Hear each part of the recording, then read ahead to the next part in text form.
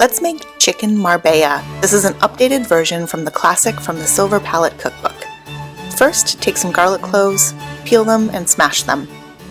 Add some oregano, quartered dried prunes, some halved green olives, caper juice and capers, red wine vinegar, olive oil, salt and pepper, and mix it together in a bowl. Add some chicken thighs and mix it all together. Cover and let marinate overnight in the fridge. The next day, put the chicken thighs and the toppings into a baking dish. Sprinkle with brown sugar and pour white wine around the chicken. Bake in the oven until it's done and transfer everything to a serving platter using a slotted spoon. Sprinkle with parsley, spoon a little bit of the juices on top.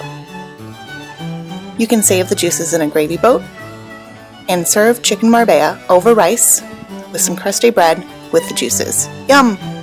Get this and more recipes at bowlofdelicious.com.